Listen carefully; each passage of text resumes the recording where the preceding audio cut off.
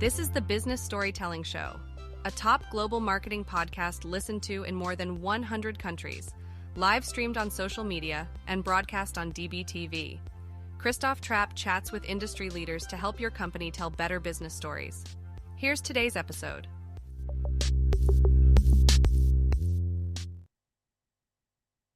Let's go, business storytellers. How's everyone doing? Christoph Trapp here. Let's talk about working environments. Let's talk about walking on eggshells, or talking on eggshells, I guess, when we are at work. Almost didn't catch that play on words there. But Sam Horn is returning to the show, and she just recently published Talking on Eggshells, the soft skills that you need to have for hard conversations. And what's interesting to me, that in a perfect world, maybe I'm an idealist, but some of these conversations aren't that hard, or they shouldn't be in theory. So why do we make it so difficult? And why do we have to walk on eggshells just because we can't have conflict or drama? Oh my goodness. So she can dive into that topic for us, give us some tips and tricks that we can implement at work and for our teams. Now, friendly reminder, we are live on Amazon. So everything you see around me, except that retro Redskins helmet behind me, Washington Redskins back in the day helmet, you can get on Amazon. If you're not watching on Amazon, Christoph Trapp on Amazon, you should find this live stream and my storefront. So let's get this party started and find out what prompted Sam to write the book to begin with, and how do we stop talking or walking on eggshells. Sam, welcome to the show. Thanks, Christoph. I've been looking forward to sharing some stories and some insights with your community. Always appreciate it, and always great to have you back on the show. And, another book coming out. How many books are you up to now? This is number 10. Number 10. So no stopping from your end. That's awesome to see. But tell me about what inspired you writing this book, and why is this an important topic? I was giving a workshop on Tung Fu, and a gentleman raised his hand and he said, Sam, I work for lawyers, very demanding. In fact, the entire team and I, we just walk on eggshells all day long. We're so afraid of saying something wrong and setting him off. And I thought, no, you're not walking on eggshells. You're talking on eggshells, right?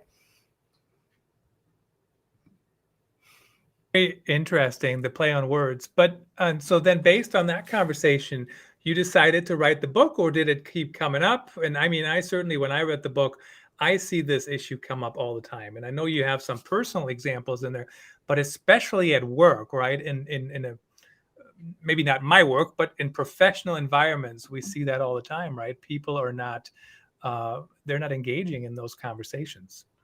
McKinsey came out with a report that said rudeness is on the rise and incivility is getting worse. And we've all experienced that, whether we're a customer-facing employee, whether we're a leader or a project manager, is that people are complaining, they're blaming, they're shaming, they're accusing us of things that aren't true. We're not taught how to handle this in school. We're taught calculus. We're not taught what to do when people complain. So I wrote a book that could help us know what to say when we don't know what to say. What's interesting to me about that topic too is, I don't know how you felt about my opinion there at the beginning, but some of these conversations shouldn't be too hard in theory. Like when you were just talking about complaining and rudeness is on the rise. And I agree with that to an extent, but sometimes I also wonder if people just take stuff out of context. So like when I see things on social media and somebody says the sky is blue or whatever, or the sky today is blue, it turns into a political argument about global warming or something like that. Do you know what I mean? So yeah, go ahead. It's, you're right, is that unfortunately snark has become the norm. And you and I both know that rewarded behavior gets repeated. And so if somebody says something outrageous online, our reaction is to say, well, that's not true. What about this? And then we just pile on. So Mother Teresa said, the world is full of good people. If you can't find one, be one. And that's one of the reasons I wrote the book, is like people think, I agree with that in theory. I just don't know how to do it in practice. So each chapter is a character building situation we face every day.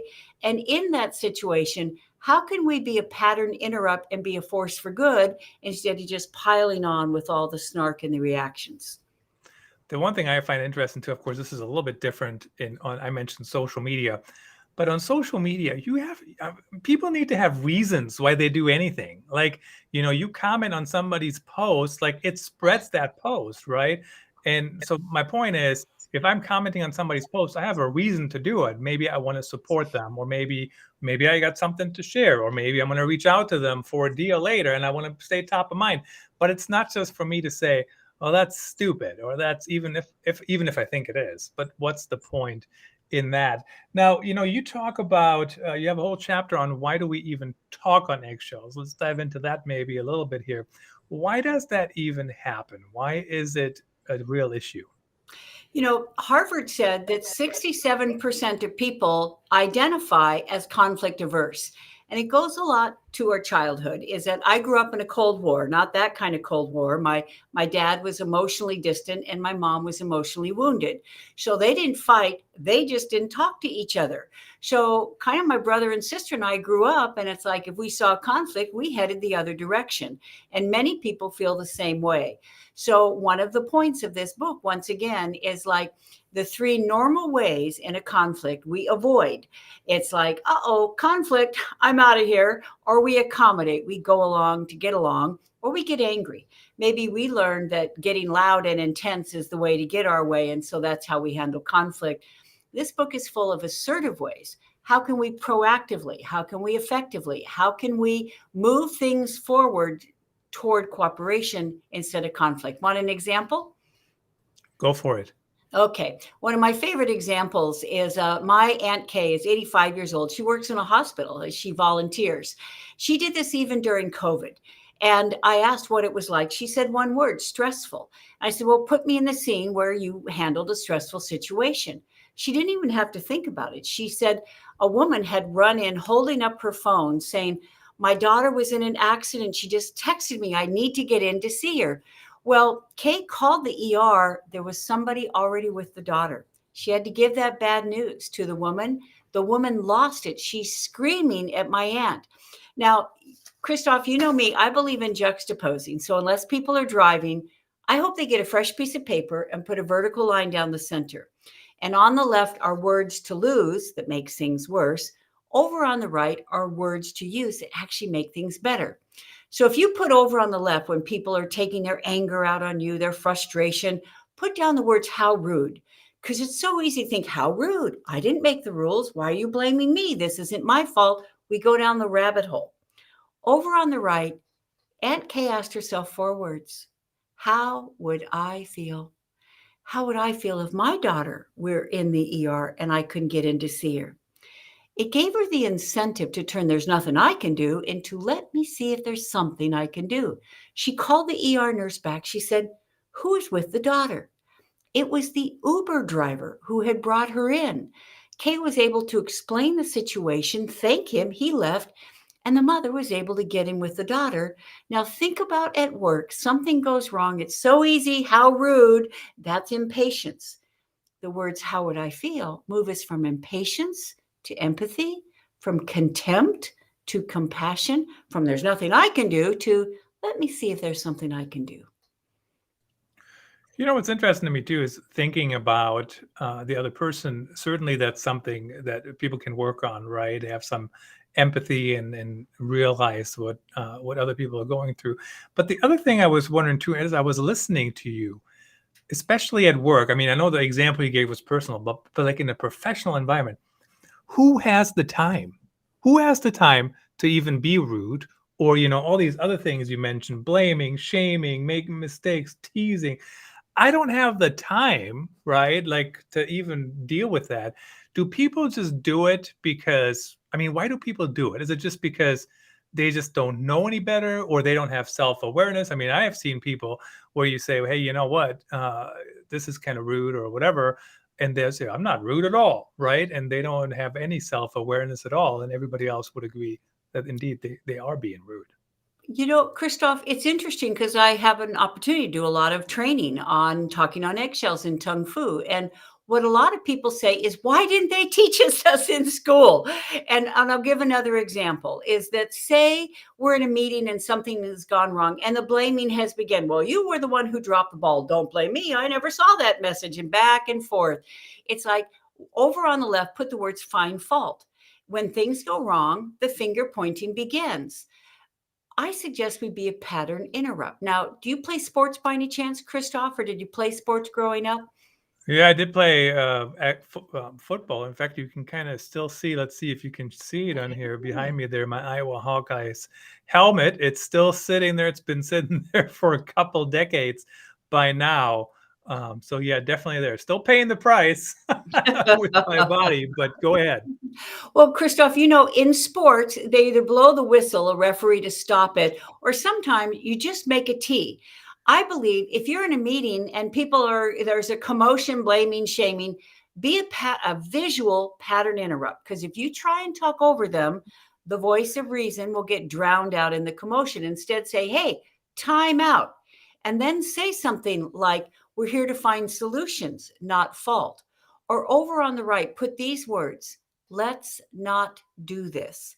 We could spend the rest of the afternoon arguing about who did this. Instead, let's reach out to that client or write down these 3 words. This won't help. Hey, calling each other names won't help instead. And you see how by being a pattern interrupt, Elvis Presley said, when things go wrong, don't go with them. Don't just start yelling at people who are yelling. Stop it. Let's not do this. This won't help. And move to how we can prevent it from happening again instead of what people should have done. What's interesting is, like, when you just described that, I'm thinking that should never happen in a professional environment, but I have seen it happen. And I also wonder if part of the reason it does happen is just because of the culture, right? So when you talk about trying to blame people, so if you have a real team, right, and the team works together, at the end of if it's really bad, certainly somebody needs to be held accountable. But if it's just day-to-day stuff, why does anybody need to be blamed? Why can't they just work together and move forward together? Is that a culture thing? I mean, is that something leaders can influence, right? I'm just thinking as if everybody's pointing the finger, and maybe they do it because they know somebody will get in trouble from leadership over every little bitty thing. Is that why that happens? Or how can we change that on a content team or a marketing team or whatnot? Once again, I love these questions because let's get in the real world. What happens at work when things go wrong, when people are complaining? So let's talk about complaining. So over on the left, say once again, something's gone wrong and people are complaining. Over on the left, here's what not to do. Don't explain. Because if people complain and we explain, we think they're going to forgive us because now they understand what went wrong. No. Explanations come across as excuses. They make people angrier because they feel we're not being accountable. So when people complain, don't explain. Over on the right, take the A train. A for agree, A for apologize, A for act. Someone saying, you were supposed to send this yesterday. Oh, I know, but it's like it got held up in accounting and they didn't even get back to me until this morning. No, you're right. You're right. I was supposed to send that to you yesterday. A for apologize. And I'm sorry you ended up waiting for it. A for act. And I've got that information. I can either walk it over if you would like or email it, what works better for you. The A train often expedites complaints. Explanations aggravate them. Very interesting. So basically, yeah, you're right. I did move our podcast interview 8 times. I'm sorry to do that. Let's do it today, right? Let's get on the horn and let's review it. And thank you for the grace when I did have to move things. Sometimes that happens. I don't know if it was 8 times, maybe not, but a few times. Interesting. But at what point, though, again, I'm thinking about the culture, right? So if the culture is not there, and at some point, somebody will be blamed by the bosses, is that why people explain it? Because if all I say is all the time, and I'm playing a little bit devil's advocate here. I mean, I agree with the A train, quite frankly.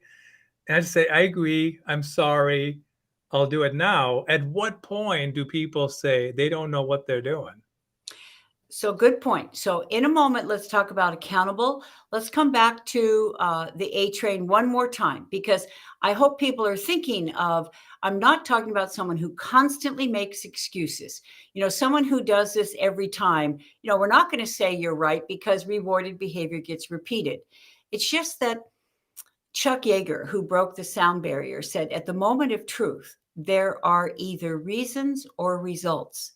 And so often, the knee jerk response when someone complains, once again, is to explain, that meeting was supposed to start at 9 o'clock. It didn't start until 9:30. Oh, I know, but the PowerPoint wouldn't work and half the people weren't there. Once again, la, la, la, la, la, la. We think we're making it better and we're making it worse. When we say, you're right, it was supposed to start at 9, and from now on, we're going to, start no matter what, people appreciate the accountability. So now let's come back to a culture, because you were talking about it. Let's ask ourselves as business leaders, who is someone who persistently breaks the rules? Because it's a common one. Let's go with they're coming in late. And ask ourselves this question. Was this expectation outlined at the outset? Because you know what? A lot of times when people are hired in employee orientations, we never lay down the law. We never say, by the way, coming in on time is part of your job responsibility. And if we say you start at 9, we don't mean 9:05. We don't mean on the property getting a cup of coffee. We mean at your desk ready to take calls or something. And then the second question is, even if it's been discussed, has it been enforced consistently? Because guess what? Sometimes people come in late, nothing happens. They think, well, must not be too bad. Nothing's happening to them. Then people start feeling entitled. Then if we start trying to hold them accountable for it, they say, why are you making such a big deal out of this? Charlie comes in late and never say anything to him. If that's the case, if some policy at work, culture, has not been outlined or enforced, then Christoph, guess what we do? We're going to keep doing it. We pull a mea culpa. Mea culpa is Latin for my fault. We say we should have outlined in the beginning that this is a prerequisite of your employment with us. And it was our responsibility to enforce it consistently. And then we say things are going to be different from now on. And then we have a start date, starting as of such and such a date. And Christoph, we actually build in a cushion. We don't say today because they may have legitimate carpool problems or daycare drop-off problems or something. So we say, starting as of this day, this is the expectation. And now, do you know what we do not say? Do you understand? Because they'll go, yeah, that is not an agreement. We say, what is your understanding of our agreement? And they must say it. And if this is egregious behavior, they must read it and sign it. So we actually have a contract. And one more thing that we do to hold them accountable, you know what that is? We schedule a follow-up date. We say, so we're going to get back together on such and such a day and review this to make sure that you're doing it. So they know that we're not just saying it's going to go away like it has before. No, we mean business this time. And I know we're just kind of picking on an example of being late or on time or whatever, which is interesting because like my time on time starts when I roll out of bed and I'll just start working, right? And then, I just do what I got to do. And when I'm done, whenever that might be, and whatnot. But there's also a line of stuff. I don't know. Where's that line of stuff that should just be expected by default? I mean, it's like, and I know we're just picking on a very simple example, but people being on time for a meeting, that's like a basic expectation. I mean, shouldn't it be? I'm so glad you brought this up, because how many Zoom calls have you been on where you were there when it said it was going to start at 1, and then the host said, well, we're still missing some people, so we're going to wait a few minutes. Now, what is that about? They are honoring the people who are late and penalizing the people who are on time. So I think as leaders, we need to ask ourselves, what example am I setting? Because our Albert Schweitzer said that in influencing others, example is not the main thing. It's the only thing. And Richard Branson said time is the new money. And I believe that time is a new trust. So I know we're spending a lot of time about the word time. It's just that leaders tell me this is one of their pet peeves. People not turning things in on time, people not responding in time, people not showing up on time, etc. So I believe it is a policy that we state, and we say, we want our customers to trust us. We want you to trust us. So if we say we're going to be there at a certain time, you can trust that we're going to be there. If you say it's going to take a half an hour, it's going to take a half an hour. And if for some reason it isn't, we get in touch with people before it happens and say, I want to give you a heads up. We said that we would ship this to you and you would have it by Friday. There's been a supply chain kind of issue. They just let us know it's going to be Monday. We just want to let you know so that you can make plans. That's good business, because do you know anxiety can be defined in 2 words? Not knowing. And if we don't know if these people are going to do what they say they're going to do, when they say they're going to do it, we don't trust them. We're in a constant state of anxiety. And I think as business leaders, it is something we model and something we teach and hold people accountable for. So we're building a culture of trust. And we have to have those soft skills. Before I ask you that, the next question here, we only have a couple minutes left, but currently Sam's book, 8% off on Amazon. I'm just looking at the Amazon app here. So if you are scanning that code, we do have some clicks over on Amazon. Check it out, $18.35. So it's 8% off according to their math. So click on over, grab your copy now. I assume that's the print version, but I'm not sure. I didn't click over to it. Now, when you say soft skills, talk about that really quickly, maybe like in a minute. What are the exact soft skills that people have to learn? Soft skills, sometimes people say, oh, soft skills, it's not important. No. Jeff Weiner from LinkedIn said that it is the number one skill gap, our communication skills, how to get along with people. So let's be very pragmatic. In my 40 seconds left on this answer is that on a piece of paper, put a vertical line down the center. On the left are words to lose. But I hear what you're saying, but put the word and. I hear what you're saying, and. Put the word should. You should have talked with Bob. He was the one who understood it. From now on, please talk with Bob. You have to get in touch with so-and-so, let him know that this has changed. Could you please? There's nothing I can do. Here's something we can do. Soft skills are specific words that create cooperation instead of words that actually create conflict. We can turn resentment into resistance, actually into receptivity, if we use soft skills. Very interesting, and really appreciate you coming back on the show, Sam. A couple hundred episodes after your first appearance, roughly. How, in the last, 30 seconds here, 25 seconds, tell us, how do people connect with you? Who should reach out to you? And again, really appreciate you coming on. You're welcome. It's real easy. You're welcome to go to my website, Sam Horn, SAMHORN, my 3 TEDx talks there, my speaking services for organizations and associations, and my consulting skills. If you are preparing for a TEDx talk or for an important presentation, I'll be happy to work with you on that too.